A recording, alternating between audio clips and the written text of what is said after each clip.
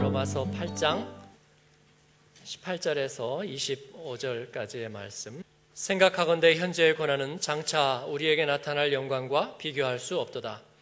피조물이 고대하는 바는 하나님의 아들들이 나타나는 것이니 피조물이 허무한데 굴복하는 것은 자기 뜻이 아니요 오직 굴복하게 하시는 이로 말미암음이라.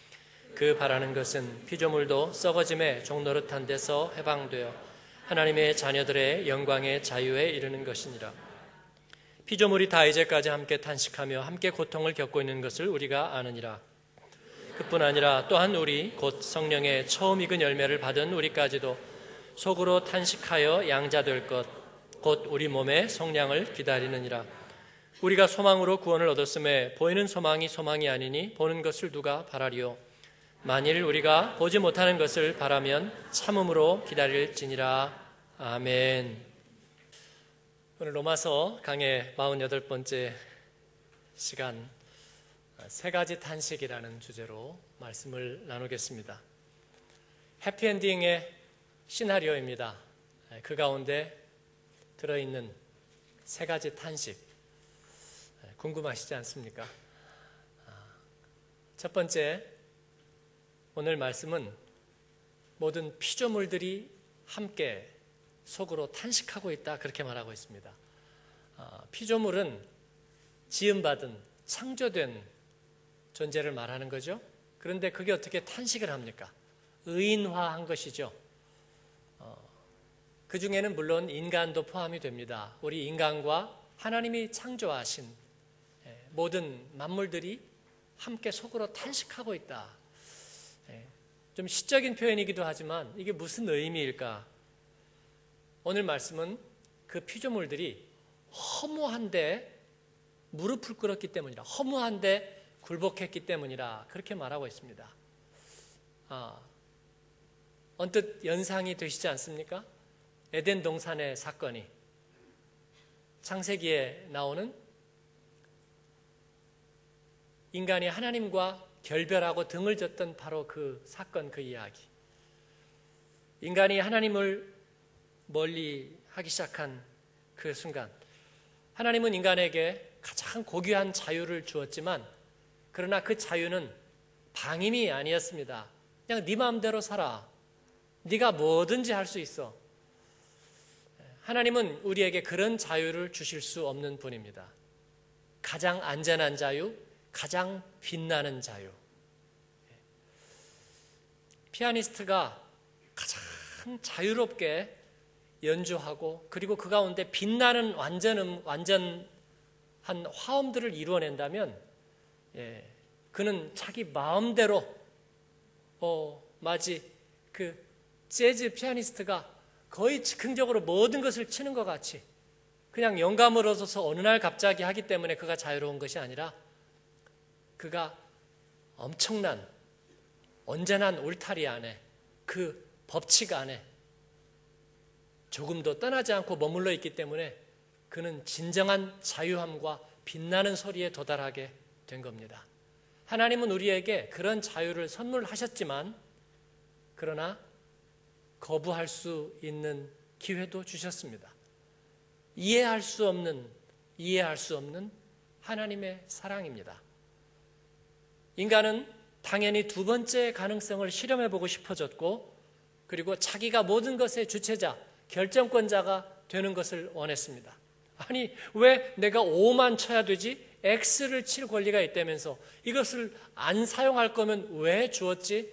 그렇게 해서 X를 선택한 겁니다. 여러분, 그래서 바로 자유는 임의적인 것이 되고 말았습니다. 자유는 방임이 되고 말았습니다. 자유는 고삐 풀린 것이 되고 말았습니다.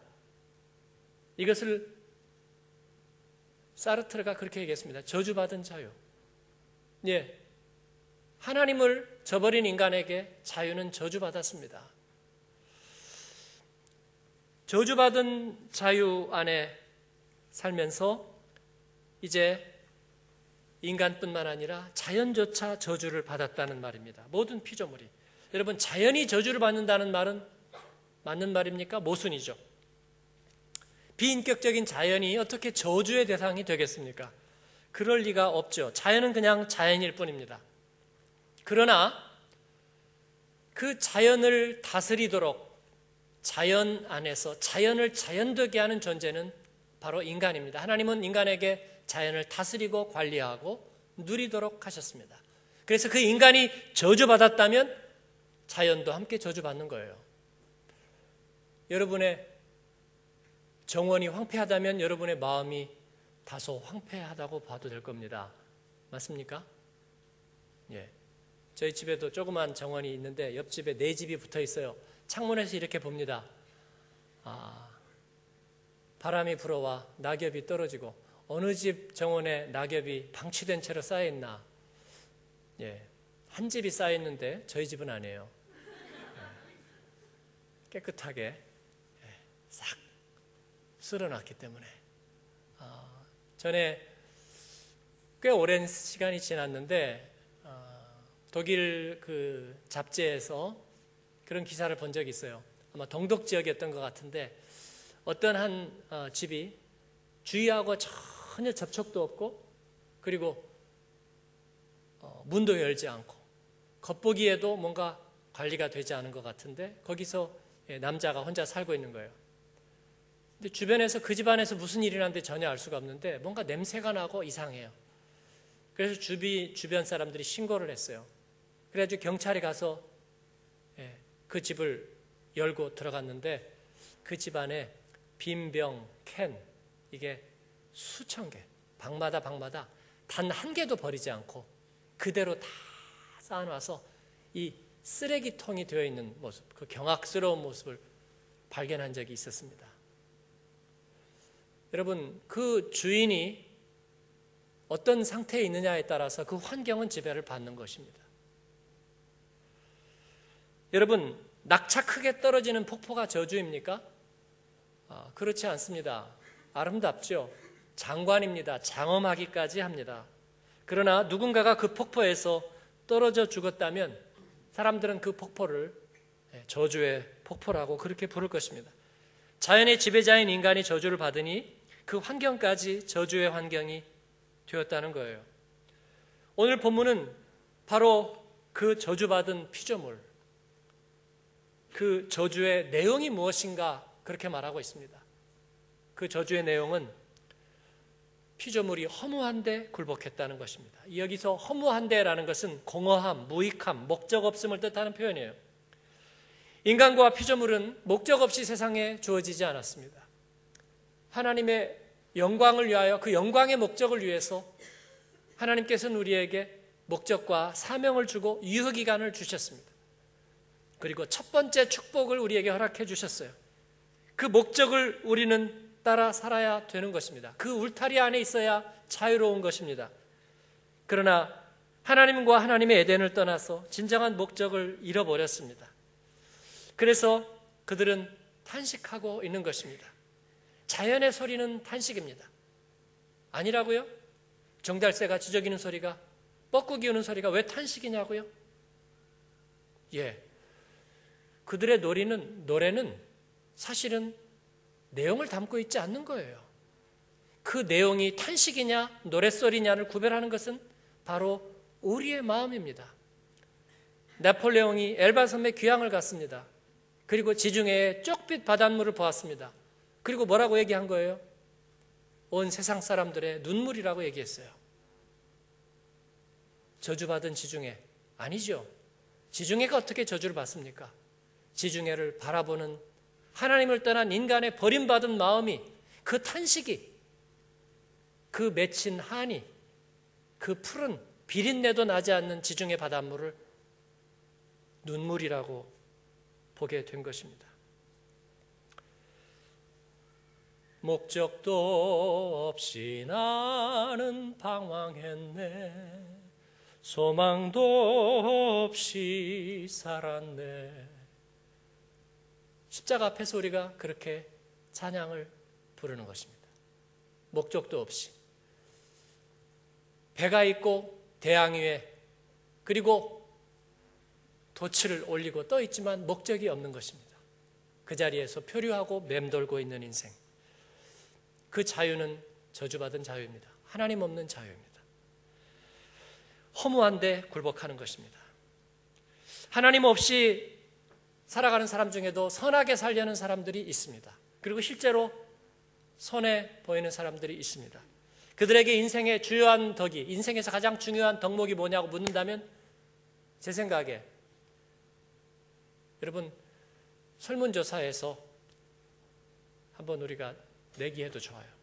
분명히 그럴 겁니다. 10중 8구 제일 높은 비율이 자기를 버리는 것, 뭐 욕심을 버리는 것, 뭐 내려놓는 것 다 그 비슷한 범주라고 보고 자기를 비우는 것이라고 말할 것입니다. 다른 사람에게 좋은 일을 하는 것이 최선의 덕이라고 말하지 않을 거예요. 자기를 비우는 것, 즉 내가 지나치게 뭔가를 집착하고 좋아하지 않는 것이 인생에서 가장 중요한 거다, 그렇게 얘기할 겁니다.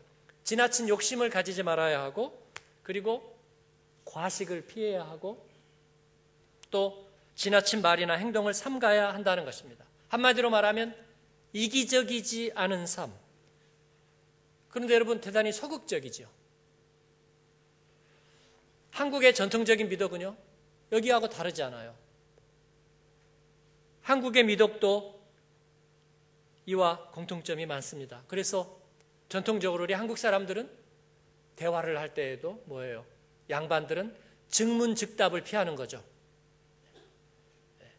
그래라 하라, 그렇다고 여쭈어라, 일렀거라. 간접화법을 좋아합니다. 자기를 직접 표현하는 것을 싫어하고 우회해서 선문답하는 것을 좋아합니다. 손님이 와서 대화를 하는데도 뭔가 마음이 맞지 않으면 직접 표현하지 못하고 어떻게 해요? 상 물려라. 상이 무슨, 그러면 아이고 이 사람이 더 이상 나하고 상면하기가 싫은가 보다, 그렇게 여기는 것입니다.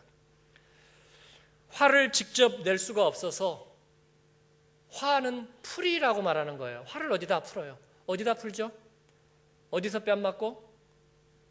종로에서 요즘도 뺨 맞나요? 네, 그리고 한강에 가서 푸는 거죠. 한강에 무슨 죄가 있길래. 전통적인 유교 가정에서 화풀이는 대개 가장의 발걸음 소리로 짐작됩니다. 가장이, 아버지가 발 뒤꿈치에 얼마나 힘을 주느냐에 따라서 제 양반이 또 속이 뒤틀려 있구만. 엄마의 화풀이는 어디로 되나요? 가장적인 권위를 가진 사람은 열심히 발 뒤꿈치에 있고요. 그렇지 않은 사람은 그릇 내려놓는 소리, 문 닫는 소리일지도 모르겠어요. 우리 전통 가옥에 미닫이문이 무슨 죄가 있는지, 얼마나 그 미닫이문에게 화풀이를 많이 했을까요? 쾅쾅 닫는. 그보다 조금 더 소극적이 되면 자기 살깎기를 합니다. 시금전폐. 밥 안 먹을 거야. 그리고 안 먹습니다. 그리고 비참한 자기 마음 안에 그냥 빠져 있습니다. 여러분, 화가 나면 밥을 안 먹고 버티는 게 유럽에도 있는지 모르겠어요. 있어요? 제다이 집사님, 독일 사람들도 그래요? 화나면 나 밥 안 먹을 거야, 그런 거 있는 것 같아요? 없어요? 또 자식을 위해서 뭔가를 제공하면서도 내가 보상을 바라지 않는다고 말합니다. 저도 한국 부모인지라 제 아들에게 가끔 그런 얘기를 한 적이 있어요. 제 아들이 그거 제일 듣기 싫어요. 왜 그런 얘기를 해요? 아니 그냥 그렇다는 거지. 그래도 그런 얘기 하지 마세요. 보상을 안 바란다는 것은 너무나 좋은 일이죠. 내가 그냥 너에게 네가 잘 되고 네가 행복하면 그냥 그만인 거야. 나는 바라는 게 없어. 근데 그렇게 말하면서도 그건 좋은 건데 행복한 삶까지 부인해 버리는 것입니다. 그러면서 비참한 마음에 들어가는 거예요. 제가 잘 드는 예와 어떤 가정주부에게 사과 3개가 있습니다. 맛있는 꿀사과 3개가 있어요.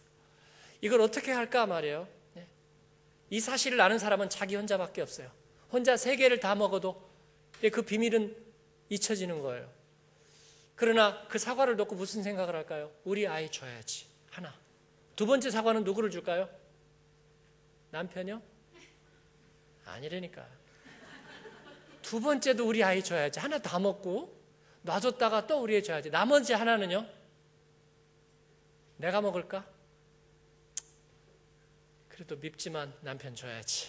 그래야 내가 당신을 위해서 이렇게 줬다는 얘기를 내가 할 수도 있고, 내가 먹고 내 마음속에 그런 마음이 드는 걸 나는 싫어. 나는 대가를 바라지 않아. 그래서 남편 걸로 하나를 놔두고 보니까 아무것도 없잖아요. 그러고 나면 뭐예요? 눈물이 나고 옛날 생각이 나는 거죠. 내 인생은 왜 이럴까? 그래도 나는 대가를 바라지 않아. 아니야, 바랄 수도 없어. 바랄 필요도 없는 줄 몰라. 여러분, 소극적인 미덕, 나를 비운다는 것 굉장히 멋지고 좋아 보이지만, 그러나 진정으로 우리가 우리 자신을 비울 수 있나요? 결국 그 마지막에는 아무것도 없이 텅 비어버린 빼앗긴 마음, 그리고 목적에 대해서까지 비관적이 되어버리는 것. 소극적인 이런 방식은 여러분 진정한 미덕이 될 수가 없는 거예요. 성경에서 자기 부인이 중요한 덕목 아니냐고요? 아니요. 성경은 자기 부인을 목적으로 말한 적이 없습니다. 그리스도를 좇기 위해서, 영광의 피날레에 이르기 위해서 불필요한 것들을 버린다는 거예요.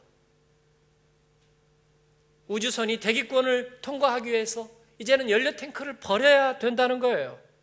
그리스도를 쫓는다는 것은 무소유, 무보상 등의 아주 처절한 자기 포기가 아니라 사랑을 이루는 일입니다. 여러분, 빛나는 그리스도인들에게 인생의 가장 귀한 미덕이 뭐냐고 물어본다면 그들은 서슴없이 하나님을 사랑하는 것입니다.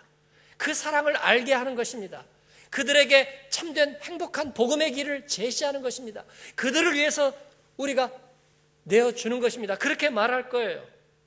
그리고 그들은 합당한 보상을 기대합니다. 여러분, 예수 믿고 보상이 없다고요? 그냥 이렇게 살다가 청빈과 가난과 희생을 양식으로 삼다가 어느 날 주님이 천국에 임하게 할 거라고요? 아니요. 예수님은 천국은 합당한 보상이라고 말하고 있습니다. 천국에 가서 우리는 그날에 주님께서 우리에게 명예를 회복시켜 줄 거라 말합니다. 명예를, 우리의 이름을 모든 이름 위에 뛰어난 이름 예수님처럼 높여주시리라 그렇게 말씀하십니다. 여러분, 이것은 천박한 것이 아닙니다. 좋은 평판을 얻게 되리라는 것입니다. 여러분, 연주가가 무대에서 최선을 다해서 자기를 다 표현했습니다. 그리고 오는 박수 치는데 막 박수 치면 저 부담스러워요. 저 이러려고 한 거 아니거든요. 왜 박수 쳐요? 커튼 닫아, 커튼 닫아. 자존감이 낮은 사람일 거예요. 누려야 돼요, 누려야 돼. 네? 누려야 돼. 파바로티는 뭐 고개를 한 20번 끄덕거리는 것 같아요. 근데 우리가 그걸 보고 질투심이 나거나 교만하다고 여기지 않아요. 우리도 자랑스러워요. 마치 그 연주가가 정말 그 최선의 영예를 누린 것처럼 말이죠. 그래도 연주회 때 우리 교인이 있을 때 우리 너무 편파 박수를 치더라고요. 우리 김관섭 집사님 하는데 그냥 거기다만 다 막 환호 박수. 독일 사람들이 깜짝 놀랐어요. 잘하니까 그런 거지 뭐, 그죠? 네. 사랑하는 여러분, 우리 주님이 우리에게 적극적인 목적을 주시고, 그리고 우리에게는 이 세상에 주는 이 한과 같은 탄식을 허락하지 않으셨습니다. 그러나 이 세상의 피조물들은 진정한 자유함을 기다린다고 오늘 말씀은 그렇게 얘기하고 있습니다. 썩어짐의 종노릇한 데서 해방되기를 기다리면서 탄식하고 있습니다. 피조물들의 탄식, 허무한데 굴복한 탄식, 저주받은 자유의 탄식. 우리 전통 민요나 시조에 보면 님을 기다리는 이야기들이 많이 나옵니다. 그러나 님을 기다리는 가운데에서 그들은 비관하고 있어요. 기다려도 오지 않을, 그래서 망부석이 되는, 바다를 건너 기다리다가 돌이 되어버리는 그런 맺힌 한들을 얘기하고 있습니다. 간혹 좋은 소식, 봄 소식이 올까 희망을 표현하지만 그 희망도 사실은 비관적이에요. 사실은 믿지 않아요. 고도우를 기다리지만 사실은 오지 않는 거예요. 여러분, 하나님의 우리의 자녀들이 그들의 피조물들의 탄식을 우리가 벗겨주고 그들의 탄식을 참된 진리의 갈망으로 바꿔내는 것, 이것이 오늘 우리에게 허락된 일인 줄로 믿습니다. 두 번째 탄식은 하나님의 자녀들의 탄식입니다. 오늘 말씀에 보면 성령의 처음 익은 열매를 받은 우리, 즉 그리스도 안에 있는 우리도 속으로 탄식하고 있다고 말합니다. 우리는 또 왜 탄식해요? 그러나 피조물의 탄식하고는 다른 것입니다. 목적 없는 허무한 탄식과는 다른 거예요. 세 가지의 탄식으로 구별할 수 있습니다. 첫 번째, 여러분 새벽에 기차역에 나가서 이 기관차가 이렇게 우는 소리, 기적 소리를 들어본 적 있습니까? 요즘은 KTX, IC 이런 소리가 안 나죠. 미끄러져 들어가죠. 저는 그 예전 기차, 어릴 때 기차 생각을 하면 향수해졌습니다. 새벽에 추운데 입김이 훅훅 나가는데 앞에 이 로코모티브 기관차에 아주 강렬한 이 헤드라이트가 빛나고, 그리고 그 새벽 어둠을 뚫고 말이죠, 전기가 푹 올라오면서 경적 소리가 울립니다. 뚜뚜, 뭔가 출발한다는 거죠. 우리 그리스도인의 탄식은 그와 같은 것입니다. 우리 안에서 그리스도의 영이 계심으로 인하여 우리는 전혀 새로운 삶의 목적지를 향해 떠나는 바로 그 출발의 경적 소리와 같은 탄식입니다. 저는 이것을 소명의 기적 소리라고 그렇게 말하고 싶습니다. 저에게 탄식이 있다면 소명의 기적 소리입니다. 주님의 뜻을 이루소서. 하나님, 약속의 땅을 정복하게 하소서. 주님의 기쁨을 이루게 하소서. 저를 통해 이루실 일을 주님 이루시옵소서. 우리는 이제 그렇게 가는 것입니다. 아직 목적지에 도착하지 않았기 때문에 우리가 어떻게 가게 될지 알지 못하지만 우리는 주님과 함께 가는 거예요. 여러분, 이 부르심의 탄식이 여러분 가운데 있기를 축원합니다. 두 번째 탄식은 우리 안에서 말씀이 타오르는 소리입니다. 우리 안에서 하나님의 말씀의 등불이 타오를 때 거기에서 치직치직 타오르는 소리가 나는 거예요. 뭐가 탈까요? 하나님의 말씀이 연소되면서 죄가 그 가운데서 타오르고 우리의 속사람이 허물을 벗는 소리입니다. 우리의 타락한 본성이 소멸되고 우리의 내면이 변화되는 그런 소리입니다. 열매가 익어가는 소리, 그 안에서는 소리가 나는 거예요. 감이 익어가고, 그리고 자두가 익어가고 사과가 익어가는데 그 안에서는 그 생명현상의 소리들이 나는 것입니다. 여러분, 저와 여러분 가운데 말씀이 타오르는 소리가 그 탄식이 있게 되기를 축원합니다.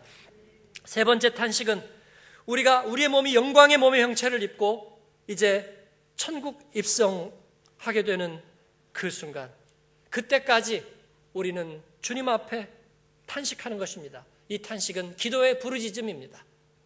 아멘, 주 예수여 오시옵소서. 주님의 뜻을 이루소서. 하나님 뒤돌아보지 않게 하소서.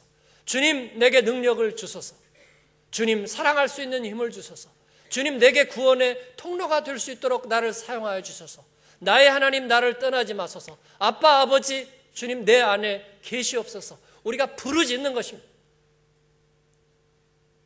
이 탄식이 우리를 안개 속에서도 길을 찾아 주님 앞으로 인도할 줄로 믿습니다. 그리고 이 하나님의 자녀들의 탄식을 넘어서 이제 성령의 탄식을 성경은 얘기하고 있습니다. 성령의 탄식은 또 무엇이죠? 바로 우리를 위하시는 우리의 헬퍼이신 성령의 중보입니다. 그는 어떻게 우리를 위해서 기도하는가? 26절에 보니까 말할 수 없는 탄식으로 기도한다고 그랬습니다. 말할 수 없는 탄식이 뭐예요? 말로 표현하기에는 너무 깊은 한숨? 아니, 그렇게 쓰여진 것 같지 않습니다. 아니면 글로솔랄리아, 방언? 그렇게 생각하시는 분들도 있어요. 성령의 말할 수 없는 탄식이 우리의 방언이다. 그렇게 볼 수도 있겠지만 오늘 이 말씀이 가리키고 있는 뜻은 다른 데 있는 것 같습니다. 오히려 말이 없는 탄식이라고 볼 수 있어요. 왜요? 그는 영이시기 때문입니다. 그는 우리 안에서 우리를 통해서 우리를 도우시는 영입니다. 말이 없지만 그러나 분명한 역할을 하는 성령의 탄식이 있다는 거예요. 다음 한 주간 동안 살면서 여러분 그 성령의 탄식을 느껴보는 여러분이 되기를 축원합니다. 우리가 응원할 때 어떻게 응원하죠? 응원할 때 선수들이 공을 차면 내 팔이 움찔 하는 거예요. 그리고 뭔가 안타깝게 밀리고 있거나 그럴 적에는 손을 꽉 줍니다. 손에 땀이 줍니다. 그건 뭐냐면 우리가 지금 전혀 다른 전제입니다. 공간과 시간을 격하여 놓고 있지만 우리가 그 자신, 그 순간에 동일시하는 것입니다. 여러분, 인격적인 존재들만이 할 수 있는 일이에요. 아이가 유치원에서, 초등학교에서 또 어디에서 발표를 합니다. 부모의 시선은 당연히 거기에 가 있어요. 그리고 손에 땀을 쥐고 틀리지 말아야 되는데, 잘해야 되는데. 그리고 자기도 아이들이 율동을 하면 자기도 모르게 거기에 몸이 맞춰지는 것입니다. 마음속으로 아마 그렇게 빌지 모르겠어요. 어제 내가 싫은 소리 한 거 제 마음속에 기억이 전혀 안 되면 좋겠다. 혹은 아이고, 너는 공부도 안 하니? 그렇게 얘기한 자기의 마음을 돌이키고 뉘우치면서 내게 그런 마음을 갖지 말아야지. 여러분, 이건 뭐죠? 탄식입니다. 소리를 낼 수 없죠. 그러나 함께 가는 것입니다. 저는 어릴 때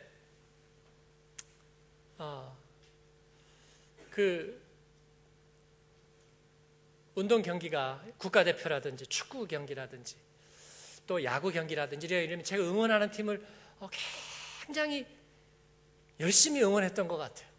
여러분도 그런 경험이 있으신지 모르겠어요. 라디오를 듣거나 이렇게 하는데 차범근, 이혜택 국가대표 축구 경기가 왜 말레이시아하고만 하면 그렇게 지는지, 일본하고 하기도 그때마다 이렇게 주면은 제가 너무 열심히 응원을 했어요. 그러면서 마음속으로 제가 항상 조건을 걸었던 것 같습니다. 그러면서 1대0으로 치고 있어요. 꼭 동점골 하나님 꼭 넣게 해주세요. 이 동점골 들어가면 나 오늘 저녁 안 먹어도 괜찮아요. 우리 팀이 역전해서 이길 수 있다면 나 이번에 시험에서 좀 못 봐도 괜찮아요. 왠지 막 그런 생각을 하고 싶어요. 여러분도 그런 경험했어요? 뭔가 힘을 보태고 싶은 거예요. 자녀를 응원하는 부모는 절로 탄식이 새어나옵니다. 이것은 말로 표현되지 않아요. 사랑한다, 미안하다 이런 말로는 표현이 되지 않는 거예요. 성령께서는 인격적인 우리의 헬퍼이신 영이 우리를 위해서 그렇게 탄식한다는 거예요. 성령의 탄식은 역시 3가지로 요약할 수 있겠습니다. 첫 번째는 안개 속에서도 우리가 주님과 함께 길을 가기로 했잖아요. 새벽 경적을 울렸잖아요. 하나님 나라의 부르짖음으로 우리가 탄식하잖아요. 말씀을 타오르게 하잖아요. 우리의 탄식을 목적지로 인도하는 레일과 같은 거예요. 부모는 말하지 않습니다. 그러나 앞에가 서 있는 거예요. 좋은 선생님은 잔소리 많이 하잖아요. 그러나 그 앞길을 미리 준비해 놓고 있는 것입니다. 그 다음 진도를 펴놓고 있는 거예요. 성령의 탄식은 저와 여러분의 레일인 줄로 믿습니다. 하나님의 아젠다에 따라, 하나님의 일정에 따라. 두 번째는 성령은 우리의 탄식을 이루는 연료입니다. 우리의 목적을 이루는 연료예요. 성령의 기름을 부어서 우리는 하나님의 뜻을 이루어가는 거예요. 내가 내 삶 속에 뭔가 멋진 일이 생겨난다. 그건 내가 믿음이 훌륭해서가 아니라 십자가에 우리가 그 은혜를 받을 때 그 은혜 안에 포함된 all inclusive 모든 것이 다 포함된 종합적인 선물이기 때문에 그렇습니다. 여러분의 인생에서 종합 선물 받아보셨어요, 여러분? 종합 선물. 예? 먹고 싶은 거 다 들어있는 종합 선물. 요즘에는 그런 게 없는가 몰라. 네? 찹쌀떡으로부터 해가지고 양 빼빼로까지 다 들어간 종합 선물 세트. 예? 달달한 거 먹고 싶은 것의 집대성. 하나님이 우리에게 허락하신 건 그런 거예요. 에이, 좋은 말 그렇게 하지 말라고요? 천만에요. 진짜 좋은 거 다 포함되어 있는 거 있어요. 어떤 장학금은요, 입학 때 보조금도 주고요. 그 다음에 오는 항공비도 주고, 장학금 다 주고, 생활비 보조 주고, 그렇죠? 그 다음에 학교 졸업하면 대학원 연구원으로 일할 수 있도록 하고, 그리고 또 등록금 주고, 그리고 나서 직장 보장하고. 제가 거짓말이에요? 그런 거 있어요, 없어요? 있죠. 그리고 그렇게 해가지고 유학 갔다 와서 교수까지 시켜주는. 음악한 사람이 요즘 전임 강사나 하려면요, 공이 몇 개 붙은 기부금을 내야 된다네요. 그 제가 어떤 부모에게 물었어요. 요즘은 뭐 3억이라는 얘기가 있는데요. 그랬더니 그 부모님이, 목사님, 공 하나 더 쓰십시오. 공 하나 더 필요합니다. 그래요. 그 정도예요. 그만큼 경쟁이 치열하다는 이야기인지도 모르겠습니다. 그래서 우리는 대가와 보상을 기대하지 않고 삽니다. 그런 선물이 어디 있어? 그러나 정말 모든 종합 선물이 있는 거예요. 놀라울 만한 선물이 있는 것입니다. 하나님은 우리에게 그런 선물을, 성령은 우리에게 레일이 되면서, 기름이 되면서, 그 다음에 내비게이션이 되면서, 그리고 마지막 성령의 탄식은 우리를 향한 보증입니다. 우리의 탄식을 온전하게 끝까지 인도하고, 그리고 우리와 함께 동행하면서 우리의 보증까지 되시는 거예요. 나는 그대의 보증이 될 거예요. 여러분의 주위에 그런 사람이 누가 있어요? 어제 좋았어요. 그제 좋았어요. 그제 기도 제목 나눴어요. 근데 오늘 내가 마음이 상했어. 하고 내일 추스. 나 당신 모르겠어. 그럴 것 같아서 나는 사람을 가까이 하고 싶지 않았어. 그렇습니까, 여러분? 아닙니다. 우리가 진정한 하나님의 자녀가 되었다는 것은 우리가 그러지 않는 것입니다. 성령님은 우리에게 그러지 않으세요. 우리에게 진정성을 증명해 주세요. 사랑하는 여러분, 저는 선한 목적을 위해 세워진 기관과 사람들을 믿습니다. 학부모보다도 훨씬 나이가 어리지만 그러나 맡겼다면, 자녀를 맡겼다면 나이 어린 유치원 선생님을 믿습니다. 부패경찰도 있는지 모르지만 그러나 차를 타고 나가서 교통을 통제하는 교통경찰을 믿습니다. 본인들은 수준에 따라 천차만별이라고 말하지만 저는 그러나 음악을 가르치는 선생님들을 믿습니다. 그리고 아프리카에 있든지 유럽에 있든지 생명을 살리는 일을 위해서 존재하는 의사를 믿습니다. 그리고 경우에 따라 너무 지나치든지 너무 무심하든지 간에 자녀를 위해 마음을 애태우는 모든 부모의 진정성을 믿습니다. 그렇다면 복음을 위해서 말씀의 양식을 제공하는 목회자도 당연히 믿음의 대상이 되어야 할 줄로 믿습니다. 그렇다면 뿐만 아니라 우리 안에서 내가 부인할 수 없는, 왜 하늘이 파랗고 왜 겨울이 추운지만큼이나 이미 우리에게 명쟁하고 명백한 내 안에 시작된 그 믿음의 스토리를 성령께서 나와 동행하며 보증하신다는 사실도 믿어야 할 것입니다. 그는 선생님보다 신실하고 교통경찰보다 안전하고 좋은 레슨 선생보다 효과적이고 의사보다 생명을 더 존귀하게 다루고 부모보다 더 깊이 내어주고 사랑하기 때문입니다. 그 성령의 탄식이 여러분과 함께 하십니다. 세례를 받으시는 여러분, 우리는 소망으로 구원을 얻습니다. 이것은 아직 불확실하다는 의미가 아니라 그 완성이 보장되었다는 점에서 그렇습니다. 그러니 기다리는 것입니다. 오지 않을 님, 오지 않을 고도를 기다리는 것이 아니라 우리 앞에 서실 인격적인 주체자를 기다립니다. 시작된 퍼즐의 마지막 완성된 그림을 기다립니다. 하나님의 구원은 이처럼 종합선물, 속이 꽉 찬 구원입니다. 쟁기를 잡고 뒤를 돌아보지 않는 자에게 복이 있을 것입니다. 소망을 가지되 의심하지 않는 자가 기업을 이룰 것입니다. 뭐 대충 적당히 어떻게인가 잘 될 것이라는 확신이 아니라 우리의 확신은 그리스도의 존귀한 형상을 온전히 이룰 것에 대한 확신입니다. 잃어버릴 것은 아무것도 없습니다. 왜냐하면 우리는 헛된 명예를 바란 적이 없기 때문입니다.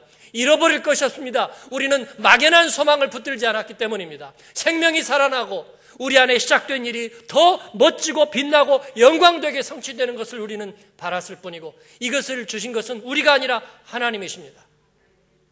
이것은 우리에게 더할 나위 없는 명예로운 일이고 그리고 멋진 삶입니다. 성령께서 이를 위해서 우리와 함께 탄식하십니다. 우리도 그분과 함께 탄식합니다. 찬양과 말씀과 기도로.